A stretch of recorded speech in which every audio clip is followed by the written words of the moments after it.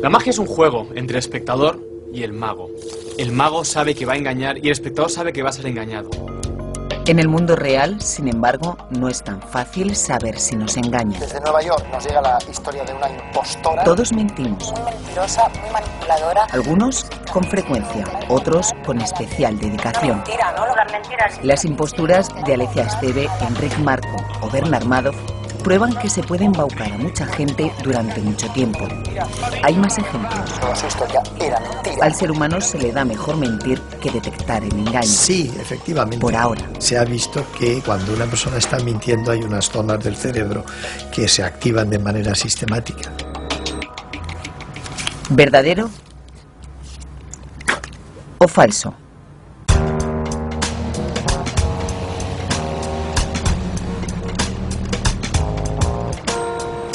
Ella estudió en un colegio del Opus y alguna compañera suya explica que, bueno, que ya de pequeña destacaba por su fantasía. Es más, explican que siempre estaba contando historias poco creíbles. Que he faltado a la verdad, diríamos, pero yo es que en realidad no digo demasiadas mentiras. Yo soy un embustero que dice verdades. Yo estoy aquí por culpa de la mentira. Bueno, de una mentira que un día empecé a contar. Decir o manifestar lo contrario de lo que se sabe, se cree o se piensa. Esta es la definición de mentira que da la Real Academia de la Lengua. Una descripción sencilla para una conducta humana tan compleja como habitual. Podemos engañar con gestos, podemos engañar con actitudes, podemos engañar mediante ademanes, pero la mentira necesita del lenguaje. Por eso la mentira es propiamente humana.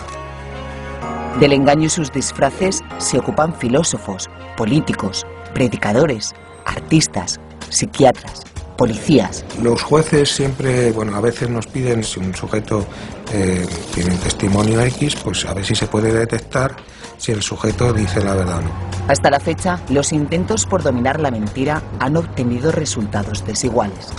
Nosotros empezamos trabajando con los índices de acierto de los policías a la hora de detectar mentiras.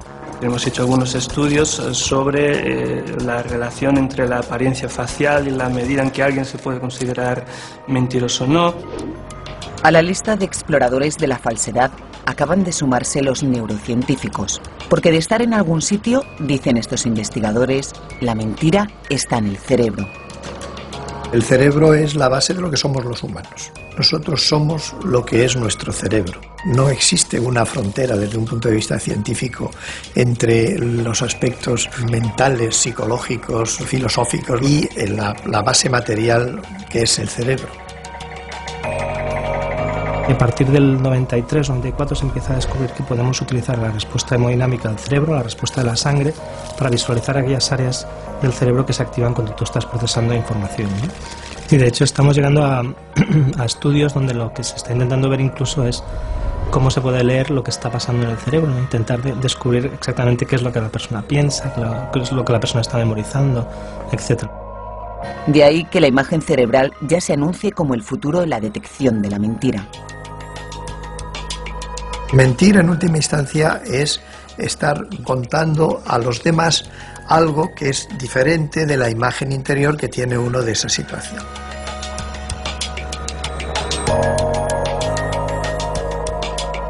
Bueno, una mentira.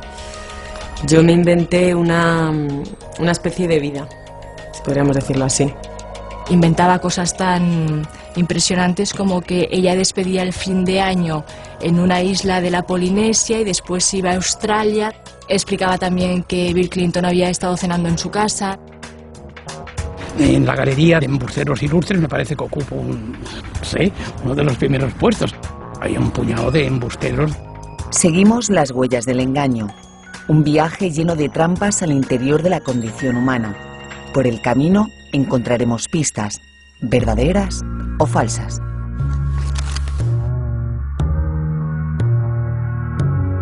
Tradicionalmente se ha creído que los hombres eran los mentirosos y que por lo tanto las bestias, los animales, eran incapaces de engañar.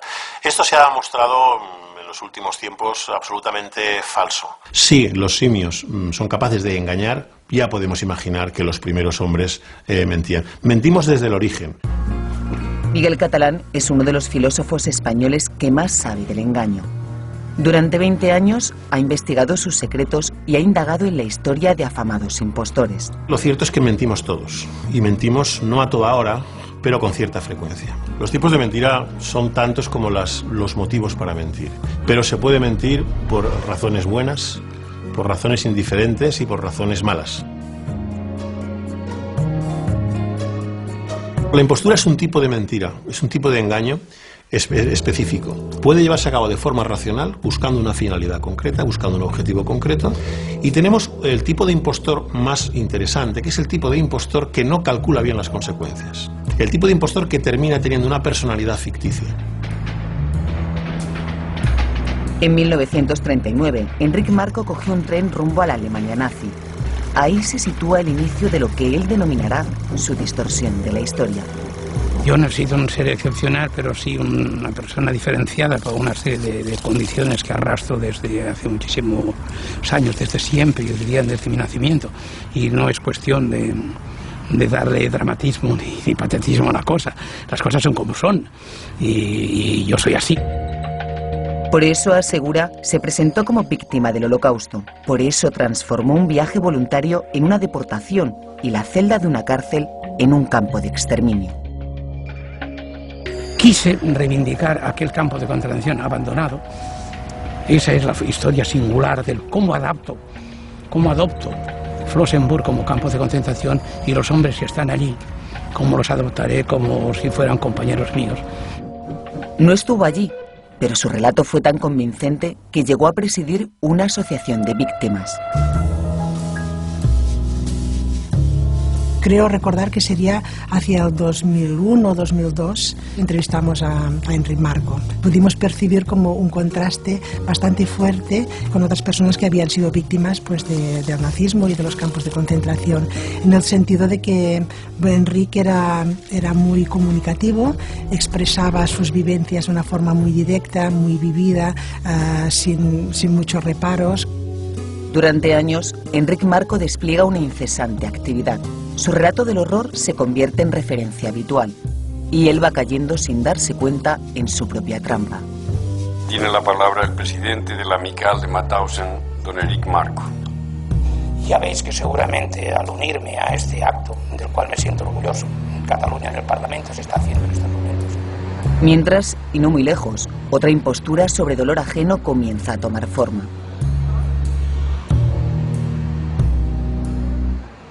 Es septiembre de 2001.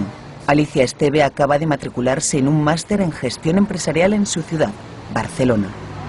En su próxima aparición se hará llamar Tania Heath y será de Nueva York.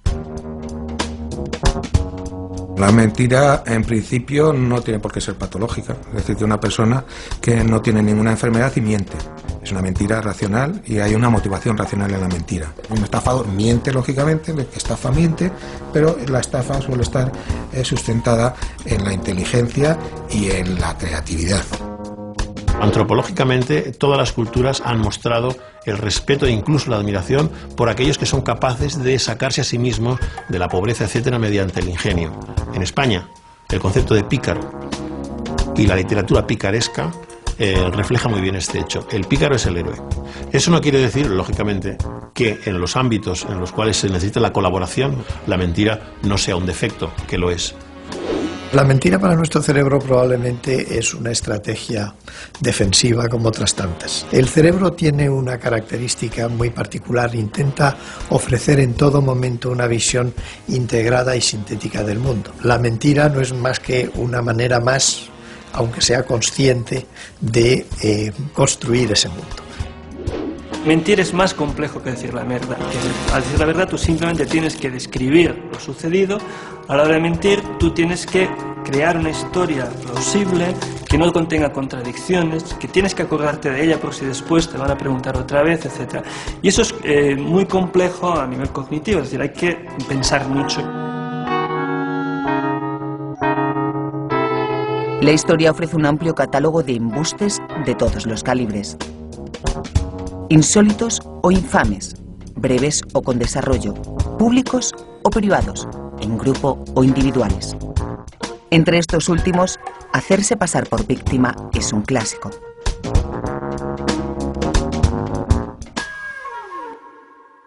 Desde Nueva York nos llega la historia de una impostora, una mujer que durante 6 años se ha hecho pasar por una víctima del 11S y ha llegado incluso a presidir la red de supervivientes del World Trade Center, una ONG de ayuda a las víctimas. La sección de Internacional publicó una información recogida del New York Times que expresaba ciertas dudas acerca de la historia de Tanya Head, la presidenta de la Asociación de Víctimas del 11S. En agosto de 2005, a raíz de la publicación de la noticia, Marta Ford recibe una llamada a la redacción de La Vanguardia. Alguien cree haber reconocido a la chica de la foto. Esas dos personas son Tanya Head, que es la presidenta del 11S, y la que ellos relacionan, que es una chica de Barcelona que se llama Alicia Esteve.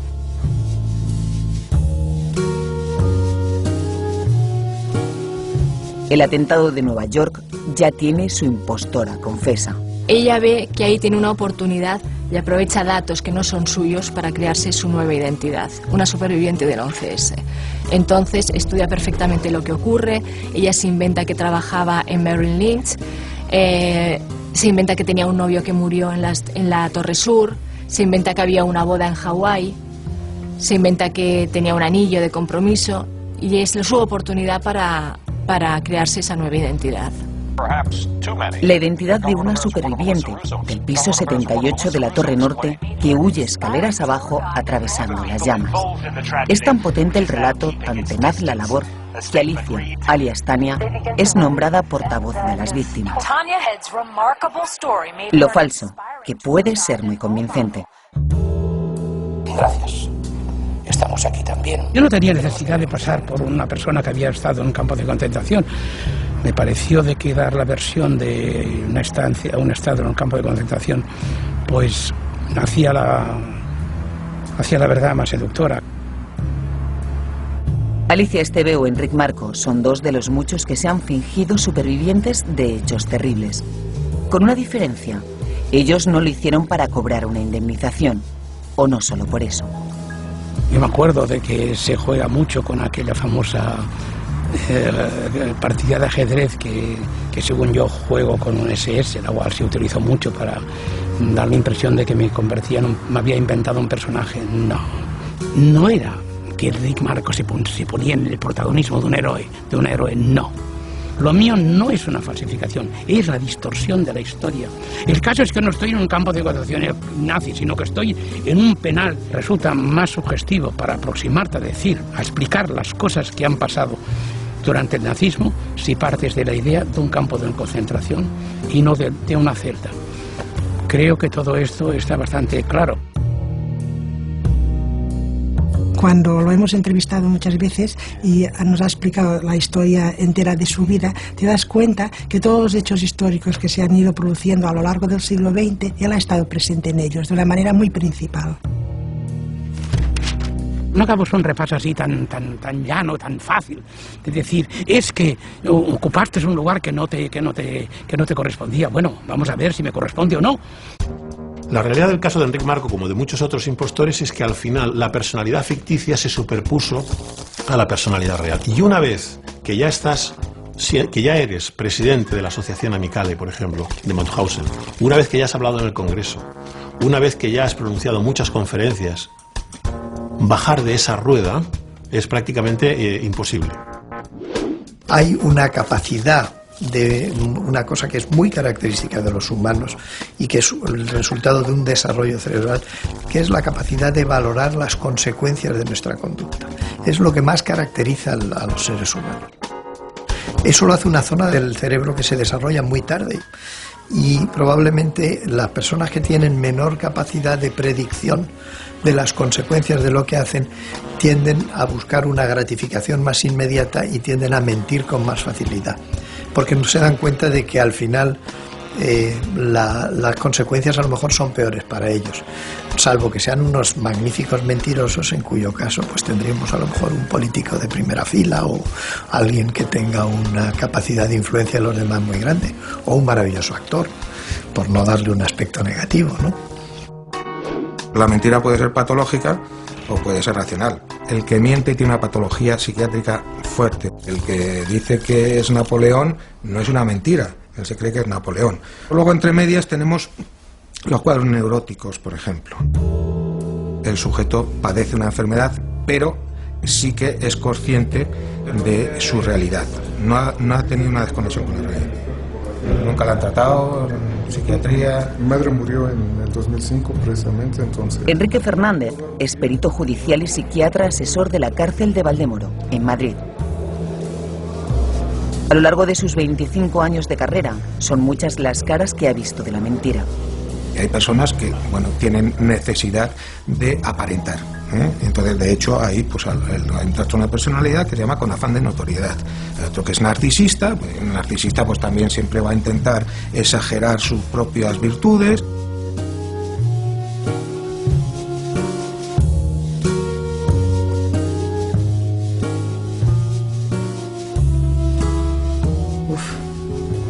Hace 2 años tuve una depresión muy fuerte, no comía, no dormía, no hablaba con nadie y mis padres me convencieron para ir al psiquiatra.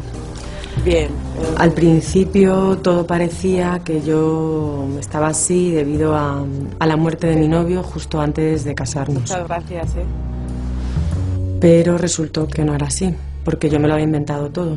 Mi novio, la boda, todo. Mentiroso patológico, la pseudología fantástica, mitomanía, son sujetos que en la misma base del trastorno de personalidad, por algunos motivos también, tienen una necesidad derivada de su cuadro neurótico también de inventarse una imagen diferente a la que tienen. Mi psiquiatra dice que yo padezco un tipo de pseudología fantástica relacionado con un trastorno de personalidad que tiene que ver con cómo me relaciono con los demás y con mi baja autoestima. Yo en el fondo sabía que no tenía alternativa, no podía casarme con alguien que no era real.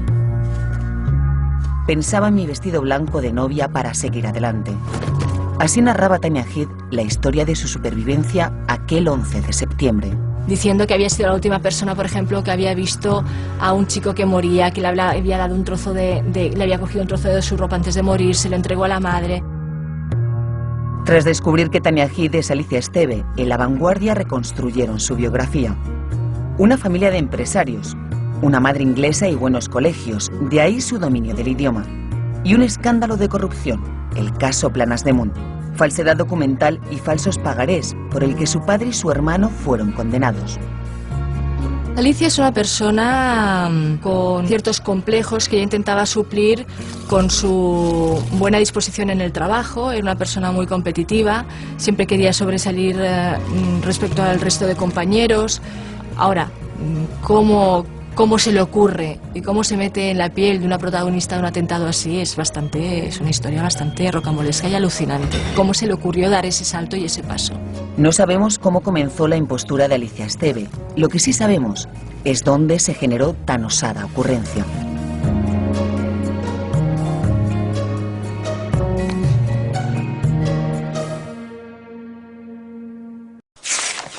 La cuestión está que el cerebro humano, lo que le caracteriza como tal es el desarrollo de toda una parte de la corteza frontal en la que se forman circuitos dirigidos a determinados aspectos de nuestra conducta que se están empezando a identificar dónde se localizan mediante imagen cerebral. Las decisiones que nosotros adoptamos realmente se acaban coordinando en una zona de la corteza orbitofrontal muy concreta. Entonces, el desarrollo de esas estrategias pues es diferente en un individuo u otro dependiendo de sus vivencias, pero también de en qué medida se han desarrollado esos circuitos y en qué medida hereditariamente esos circuitos están condicionados, que hay una parte que está condicionada. Carlos Belmonte, Premio Nacional de Investigación, es uno de los neurocientíficos españoles de mayor prestigio. Es además presidente de IBRO, la asociación internacional que reúne a los principales investigadores cerebrales del mundo. Estamos en un momento de expansión, yo diría que explosiva, del conocimiento sobre cómo opera, cómo funciona el cerebro. Y en ese sentido probablemente hemos avanzado más en los últimos 25 o 30 años que en los 10.000 anteriores. En la década de los 90, Carlos Belmonte fundó el Instituto de Neurociencias de Alicante, uno de los centros de referencia en investigación cerebral. A uno le pueden trasplantar el hígado y sigue siendo uno, o le pueden trasplantar el corazón y sigue siendo uno. Si le trasplantan el cerebro, deja de ser uno y pasa a ser otro. En el caso hipotético que se pudiera trasplantar, lo que se estaría trasplantando sería un cuerpo, no el cerebro, porque el yo va con el cerebro. De manera que el alma, si existe el alma en el concepto religioso, espiritual del término, existe en el cerebro. Y la personalidad está en el cerebro. Nuestros recuerdos, que somos un poco, ¿no?, lo que nosotros somos, están en el cerebro y todo está en el cerebro. Exactamente, eso es como le llega el Alexis. Ahora que está repitiendo. Muy bien. El axón, que es lo que lleva la información a las otras neuronas. Y esto que tenemos aquí, tridimensionalmente, es el árbol dendrítico. Aquí veis unos puntitos muy pequeñitos, que son las espinas dendríticas, que es donde estas neuronas reciben la información nerviosa. El problema del sistema nervioso es generar el comportamiento. El comportamiento es una cosa muy complicada, ¿no? Dar respuestas en milisegundos a cuestiones complejas es lo que hace el cerebro continuamente. Lo está haciendo continuamente. 100.000 millones de neuronas estableciendo a la vez miles de millones de contactos, lo que Ramón y Cajal llamó sinapsis, mandándose señales a través de impulsos eléctricos, pasándose información a través de mensajeros químicos. Recordar, idear, contar, mentir o decir la verdad. Sí, efectivamente, ha habido recientemente, con mucho ruido mediático, estudios en los que se ha visto que cuando una persona está mintiendo hay unas zonas del cerebro que se activan de manera sistemática. En la corteza orbitofrontal, en la parte de delante de nuestro cerebro. Un descubrimiento de variadas y controvertidas aplicaciones. ¿Jura promete decir verdad si le pregunte? Sí, juro decir la verdad. Lo juro. Sí, juro. El acusado puede mentir, la víctima no puede mentir, pero bueno, son versiones contradictorias. Está claro que se miente mucho en los juicios, en su propio beneficio. Los testigos, está claro que, bueno, que algunos mienten, ¿no? Pues vamos, necesariamente, porque a veces escuchan una versión y la contraria. Jurado promete que va a desempeñarse bien. Cuando nosotros estamos ante una persona que tiene una enfermedad, pues lo que podemos hacer es pues decir si es susceptible o es más vulnerable a la mentira o no. Pero si lo que tenemos delante no es un enfermo, sino una persona normal, dos personas normales, pues ahí no hay desde el punto de vista psiquiátrico nada para poder decir, pues miente uno o miente el otro. El juez piensa que nosotros tenemos unos elementos desde el punto de vista tanto de la psiquiatría forense como a través de determinadas test o pruebas. La verdad es que no existe esto. No hay ninguna prueba psiquiátrica de valoración de credibilidad del testimonio, más que pruebas o test, la propia experiencia. Más tarde, el 20 de septiembre, y lleva en la prisión de Valdemoro desde el 15 de noviembre del 2008. No hay ningún indicador que, ni verbal, ni no verbal, ni paralingüístico, que implique que la persona esté mintiendo. Jaume Masip es experto en las técnicas de detección de la mentira. Una especialidad que le ha llevado a asesorar a policías y a otros profesionales de la seguridad.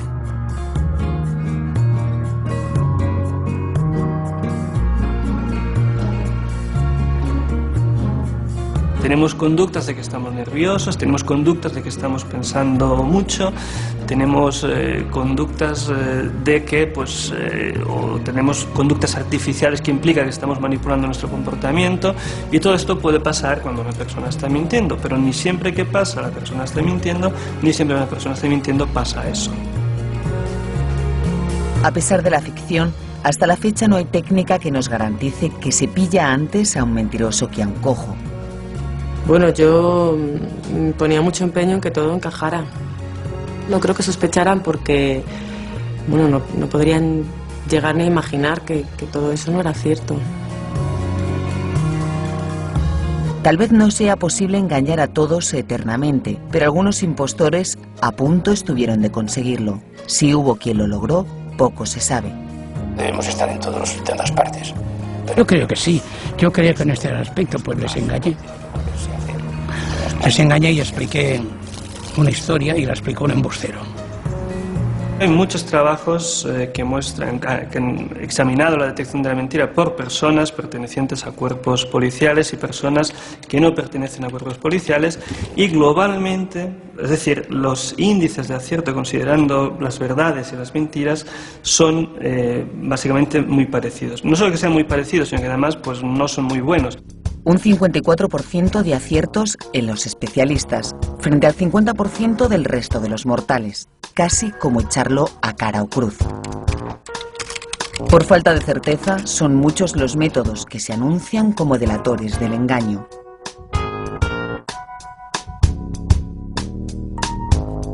A este contexto de incertidumbre ha llegado la neuroimagen. Y junto a los métodos tradicionales ya aparecen las resonancias magnéticas funcionales como nuevo método para detectar infidelidades, estafas, espías. Un juez de la India ha sido el primero en aceptar esta nueva tecnología de lectura cerebral como prueba. Los científicos son algo más cautos.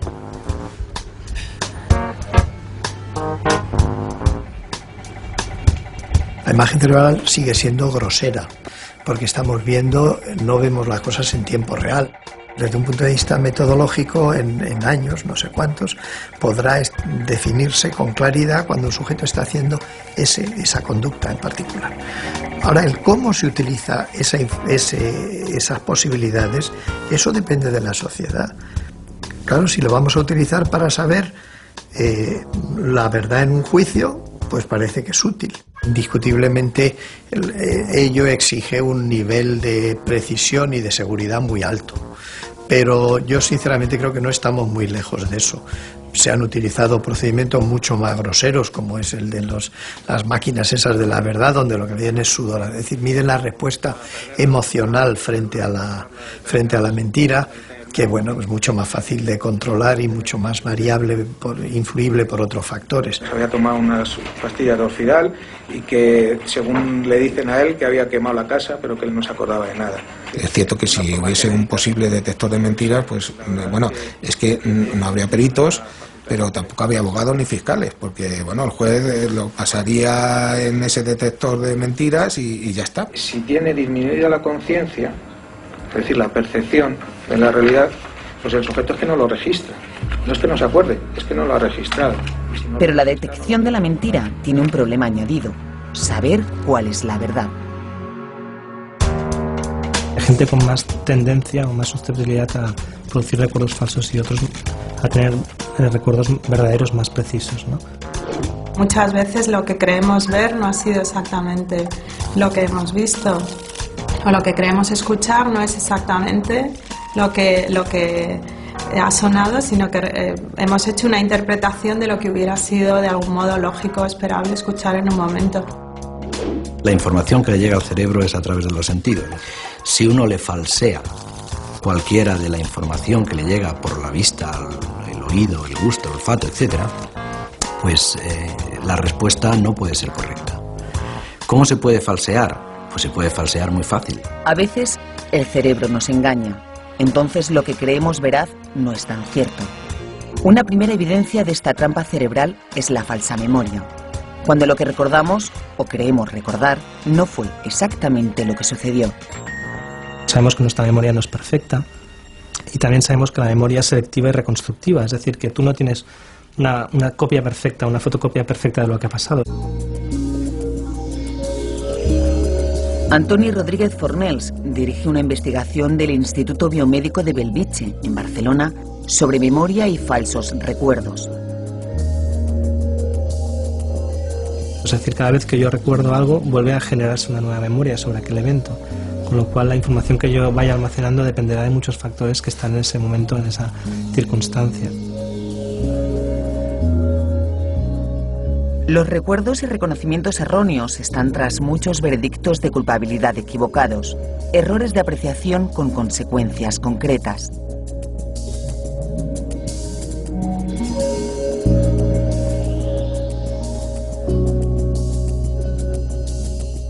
qué punto sabemos cuando hay un testimonio pues que lo que está diciendo no ha sido inducido por el interrogatorio, por ejemplo. Bueno, buenos días. Muchas gracias por participar en este experimento. Muy sencillo, muy rápido. Mesa, sentarse, patas, taburete. Inducir un falso recuerdo parece fácil. Basta una lista de palabras relacionadas semánticamente. Banco, butaca. Y una que nunca estuvo ahí.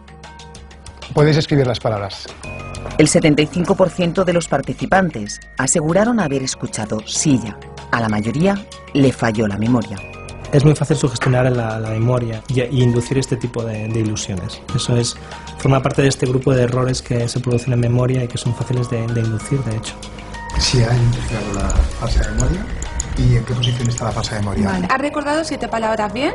Sin embargo, la neurociencia afirma que el cerebro sí distingue entre memorias verdaderas y falsas, generándose cada una en zonas diferentes.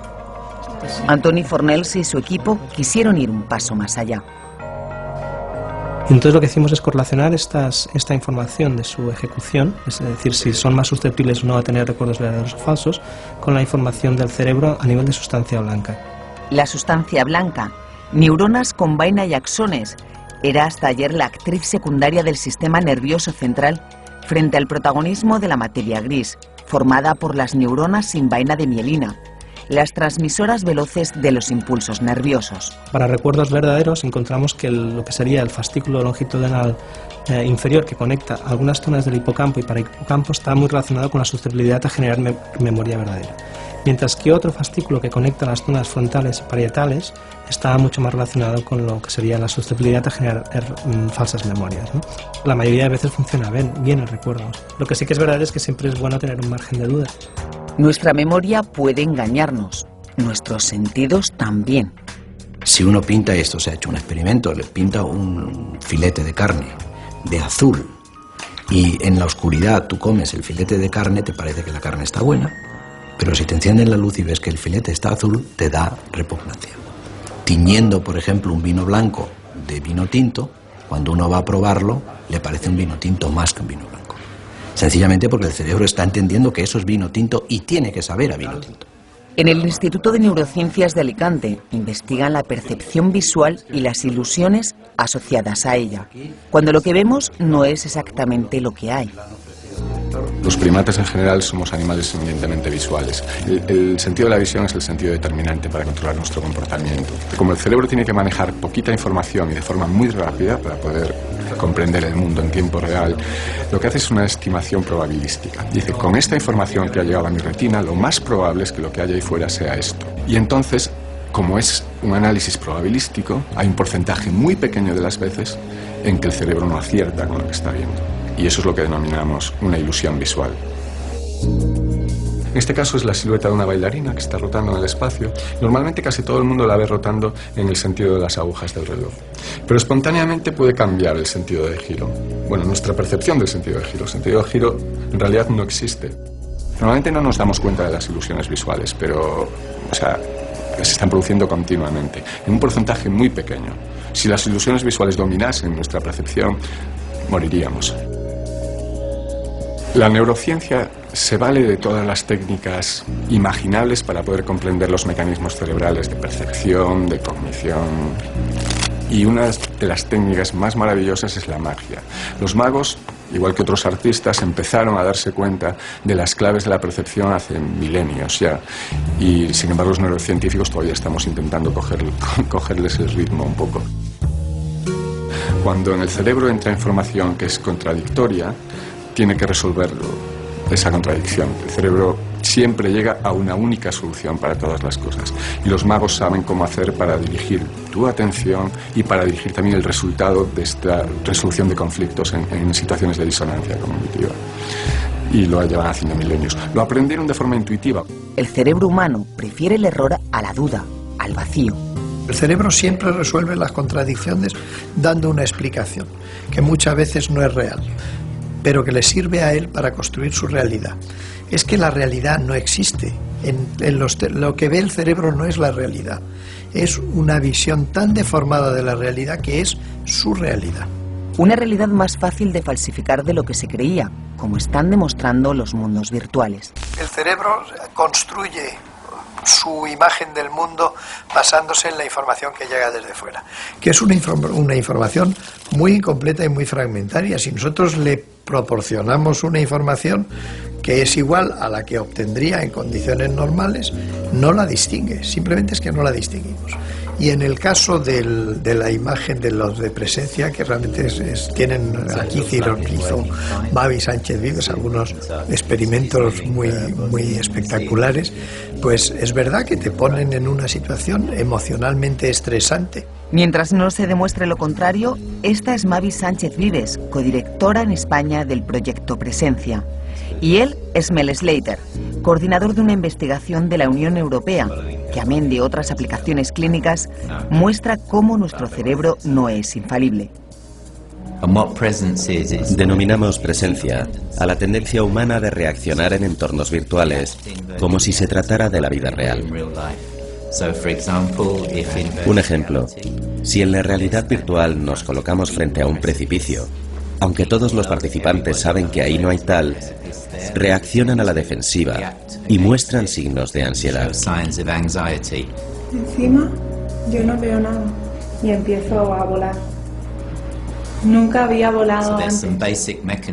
Existen unos mecanismos básicos que el cerebro utiliza para estas reacciones automáticas. Nuestra investigación trata de entender cuáles son las causas desde un punto de vista psicológico y neurocientífico.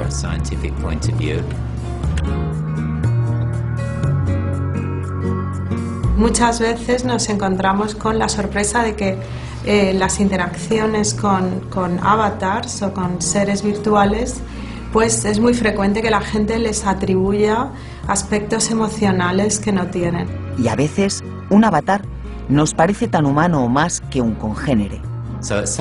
A un mismo nivel, el cerebro no entiende que se trata de realidad virtual, porque a lo largo de toda la evolución de nuestra especie, si algo tiene tu tamaño, tiene tus ojos, te mira y te habla, es un humano. Incluso la percepción de nuestro propio cuerpo es modificable. Un brazo virtual, por ejemplo, puede parecernos el nuestro real tras unos instantes de estimulación táctil y visual. Vas a sentir que algo te toca la mano izquierda, vas a sentir un tacto y vas a ver lo mismo en la mano virtual. Yo creo que la realidad es consistente, sin embargo, nuestro cerebro la filtra y la interpreta en modos que a veces no son estrictamente objetivos. Lo que nosotros podemos hacer utilizando realidad virtual es cuantificar esa diferencia. A medida que la imagen virtual va siendo más convincente, pues nos va a ser muy difícil de distinguir. Y nuestras reacciones emocionales y nuestra percepción de eso va a ser exactamente igual a la que tenemos con el mundo real, porque es que no vamos a saber lo que es real y lo que no lo es. No disponemos de medios, excepto que nos lo digan. ¿Y si no nos lo dicen? Parece un relato de ciencia ficción, aunque sea un relato antiguo. Hay una sospecha que ha tenido la humanidad a lo largo de todas las culturas, y es la sospecha de que estamos siendo engañados. No vivimos en el mundo real. Es una sospecha metafísica. Es decir, el mundo en que estamos viviendo no es el mundo auténtico, no es el mundo real. Para reforzar los falsos recuerdos y las percepciones falsas, como tercera prueba de errores de juicio están las creencias, las falsas creencias. Tenemos el deseo, por lo menos ardiente, de tener alguna información. Como no la hay, nos la inventamos. Y como necesitamos tener información, nos la creemos. Y por lo tanto la expandimos, la divulgamos. Hay ciertas falsas creencias que son simplemente errores de apreciación. Pero luego en las falsas creencias y en los prejuicios y en los bulos y en los mitos hay un elemento también de engaño colectivo. Allí donde hay un problema nosotros lo resolvemos mediante la creación de una falsedad.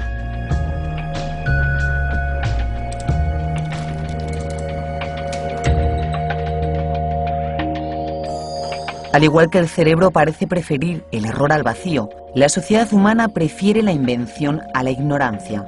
Sobran ejemplos. Uno irrefutable, la lista de días del fin del mundo con sus verdaderos finales.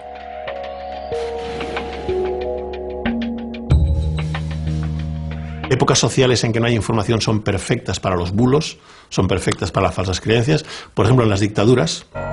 Como a estas alturas ya podremos sospechar, las falsas creencias también están en el cerebro, junto a las verdaderas. El generador de pensamiento y convencimiento es el cerebro, la ideología está en el cerebro.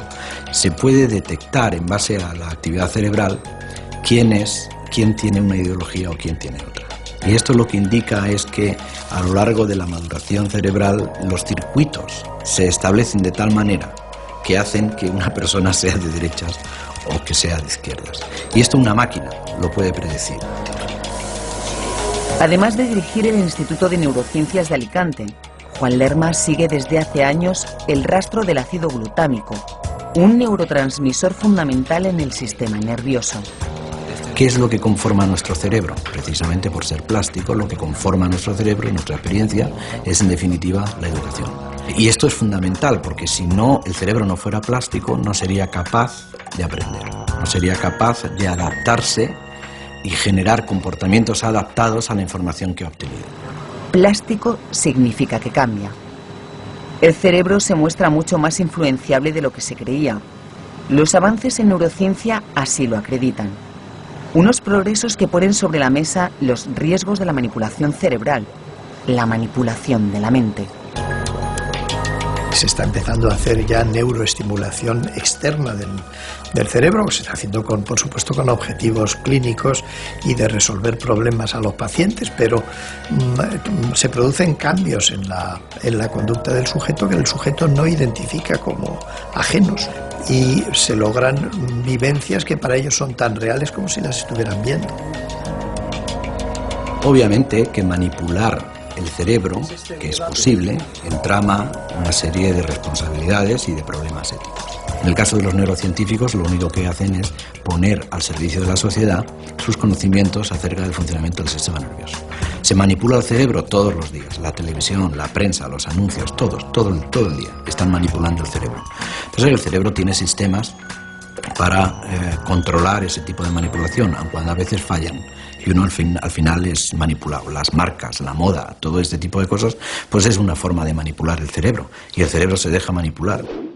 En la actualidad, la mayoría de los jóvenes estadounidenses creen que Estados Unidos ganó la guerra de Vietnam. En primer lugar por el sistema educativo, pero en segundo lugar y sobre todo por las películas de Rambo. Por ejemplo, en la guerra, la invasión francesa de España, en Francia se conoce como la guerra de España y aquí se conoce como la guerra de independencia. Aquí creemos que la ganamos y en Francia creen que la ganaron. Averiguar qué es ganar y qué es perder y quién la ganó y quién la perdió es algo que está al alcance de pocos. La historia de la humanidad es también la de esta suerte de engaños colectivos cuando se ha dado por cierto algo falso. Los seres humanos queremos ficción, queremos que nos finjan, queremos que nos cuenten historias maravillosas. Y cuando alguien quiere ser engañado, a la larga siempre aparecerá alguien que lo engañe.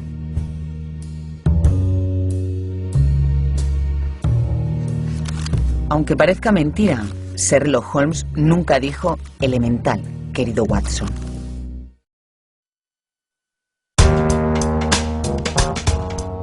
Personas que testificaron que habían estado con ella, ¿cómo les dolió el hecho de que ella mintiese? No creo que llegaran nunca a sospechar porque ni se les pasaba por la cabeza que yo inventara esto. Hice verdaderamente el papel de un embustero tan bien hecho que lo aceptáis por bueno.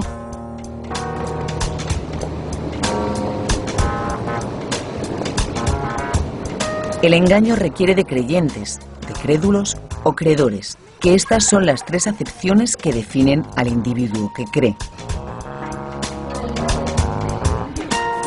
En el mundo de la mentira nos encontramos que hay un conflicto básico entre dos valores. Un valor es el valor de la verdad y otro valor es el valor del bienestar. Es frecuente que mujeres que son engañadas por su marido fingen no enterarse de que son engañadas.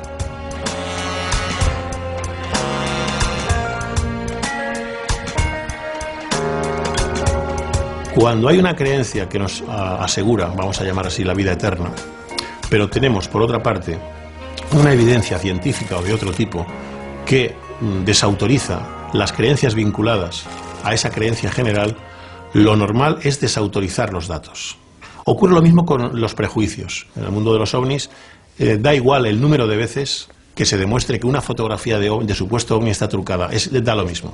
Pues tiene que volverse a hacer en todas partes, donde sea necesario, para que no se olvide jamás. Hay una simbiosis entre la mentira que cuenta Enric Marcó para conseguir ser el centro de atención y aquellos que lo escuchan, los cuales no quieren escuchar que él estuvo en una prisión en Kiel, que es lo que sí sucedió. Ellos lo que quieren escuchar es otra cosa. Y que nunca más pueda darse una situación como aquella. Gracias. Él percibe esto, y al percibirlo lo que hace es darle al público aquello que le pide. De manera que en muchos casos, y en el caso de Enric Marcó, el responsable no es solo Enric Marcó, los responsables son también todos aquellos que le escuchan, es decir, todos nosotros.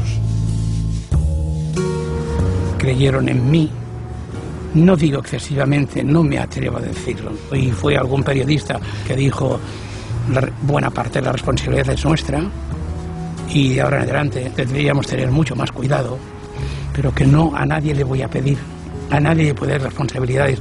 Tania se convirtió en la voz de los supervivientes de las Torres Gemelas. También en Nueva York creyeron a Alicia Esteve cuando se fingió víctima de los atentados del 11 de septiembre. Era una historia de vida o muerte, de esas que te atrapan. Ahora cuando recuerdan cómo iba a la zona cero a explicar su relato, pues les duele mucho, porque ha estado jugando con los sentimientos de muchas personas, de gente que ha perdido a hijos, a maridos, a mujeres, y eso es muy doloroso. La gente en general tiene un sesgo a considerar que lo que cuentan los demás es verdad. Hay un elemento que es el aniñamiento facial, ¿de acuerdo? Entonces hay personas que cuando ellos crecen pues mantienen características que nos podrían recordar a un bebé, y las personas con esas características en términos generales pues se consideran pues más inocentes, más ingenuas, y entonces pues se les tendería a atribuir mayor veracidad que a otras personas, simplemente por su apariencia. Tras ser descubierta la impostura, Alicia Esteve pasó de heroína a villana. Algo similar ocurrió con Enric Marcó, cuando el historiador Benito Bermejo reveló que nunca había estado en un campo de concentración. Había habido la intervención de Enric en el Congreso de los Diputados, que fue una intervención muy impactante. Y esa intervención había sucedido, me parece, 2 meses antes de explotar el escándalo. Desde la Amical nos avisaron de que el problema es que Enric pues no había estado nunca en Flossenburg. Una vez descubierta la impostura, Carme Viñoles y Paula Nau trataron de reconstruir su historia. Quisimos investigar un poco y hacer el reportaje, no solamente por haberlo conocido, que también es cierto, y que teníamos necesidad de comprender un poco el personaje, ¿no? Porque nos sorprendió muchísimo lo que había ocurrido, el hecho de que fuera un impostor. Comprobaron que viajó como trabajador voluntario a la Alemania nazi, que estuvo preso por proselitismo en una cárcel, que tras años de invisibilidad se presentó como militante clandestino de la CNT en 1975. Es muy difícil o casi imposible establecer la verdad de Enric Marcó. No nos queda evidentemente claro de que podamos decir a pies juntillas pues la parte de la historia, la verdad de la historia es esta y no es la otra. Hay claros oscuros constantes. Quería saber cómo respondía dentro de los cánones del arte aquí, que un personaje como yo, que cómo era de significativo. Todo lo pasado es muy fácil decirlo, ¿no? Pero es cierto que en los últimos meses, precisamente cuando más volumen iba tomando su personaje, ¿no? Más magnitud, realmente él adornaba sus historias de una manera un poco exagerada, que ahora nos damos cuenta, explicando historias, tú has comentado, escatológicamente, desde un punto de vista sexual, desde muchos aspectos. Para mí esto demuestra que él era ya bastante prisionero de su propio personaje, que su personaje lo arrastraba. Se empieza siendo un impostor, a lo mejor por una pequeña mentira, que causa un efecto muy agradable, porque los demás nos escuchan. Se repite y la persona va adquiriendo una personalidad distinta de la que tenía. Aquí hay algo tan profundo, ese placer es tan intenso, que la persona pierde el control y es capaz de realizar cualquier cosa con tal de volver a repetirlo. Sería como una droga. A mí me dominó, como una droga igual. Lilith, nombre ficticio, llegó a preparar su boda con un novio inexistente. Yo creo que me dejé arrastrar. Para mí la vida era más cómoda con un novio que sin él, aunque no fuera real. Fijé una fecha busqué un restaurante, una iglesia. Pero una boda así no podía celebrarse. Yo me derrumbé totalmente cuando dije que había muerto. Ahí se me vino el mundo encima. Marcel Proust tiene una frase que decía: mentimos mucho, en especial a aquellos a quienes queremos, y muy en especial a aquella persona cuyo desprecio nos causaría el mayor dolor, nosotros mismos.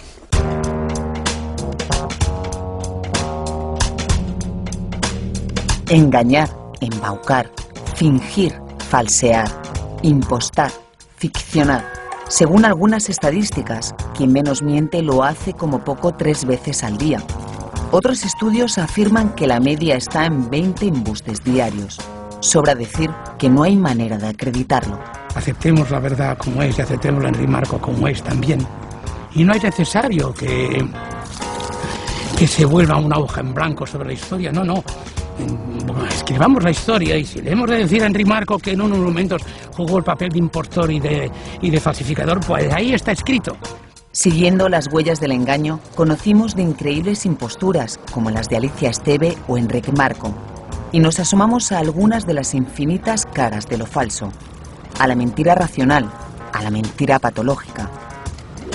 A veces me oigo empezar a contar algo que no es del todo cierto. Bueno, yo creo que ahora ya sí me controlo a tiempo, me doy cuenta y paro. A la mentira individual o a la colectiva, a la mentira inocente y a la mentira dañina. Sobre todo las mentiras que realiza el poderoso sobre el débil, en concreto la mentira política. Debemos luchar contra ella, aunque sea muy difícil, porque representan una forma del abuso del poderoso sobre el débil, es decir, del gobernante sobre el gobernado. En las monedas todavía de la época de Franco, y estoy hablando de mi infancia, todavía se podía leer: por la gracia de Dios. El gobernante está elegido por Dios para salvarnos del caos. Esa es la gran mentira originaria de la política. El poder, por naturaleza, intenta siempre engañar al pueblo. El pueblo, por tanto, tiene que proveerse de medios para no ser engañado. El engaño, esa conducta humana escurridiza y omnipresente a la que los neurocientíficos quieren poner cerco. Se hace mucho énfasis en las enfermedades del cerebro, que son muy importantes y muy prevalentes, pero el conocimiento del cerebro va a ser mucho más trascendente en nuestra vida de lo que va a ser el conocimiento de las enfermedades del cerebro. En otras palabras, cuando nosotros entendamos el cerebro mejor, nuestra sociedad va a cambiar de una manera muy sustancial. Una aventura no exenta de riesgos. ¿Hasta dónde podemos llegar en neuroestimulación? ¿Hasta dónde podemos llegar en la modificación de la conducta de una persona que ha cometido un acto que se considera socialmente rechazable? ¿Hasta dónde podemos forzar a la gente a no mentir, que decía usted? Cuando las mentiras las estamos utilizando continuamente y forma parte de nuestra estructura de conducta, insisto, vinculada a estrategias del cerebro. Ahora sé que las cosas no siempre pasan como creemos que pasan. De verdad. La verdad no es simplemente lo que está ahí delante. Poco creíble. La verdad no es simplemente lo que me muestran mis sentidos, sino que para averiguar la verdad es necesario que yo haga un esfuerzo de investigación. De verdad. El engaño. Una mentira, ¿no? Sí, es verdad, ¿no? Todos los falsos. Te ha quedado estupendo, Zay. Ya te puedes quitar la peluca cuando quieras. Qué bien. ¿Qué tal? ¿Te ha gustado hacerte mentirosa? Sí. A nosotros nos vale. Está perfecto. Uf, qué bien. Muchas gracias. Gracias a vosotros.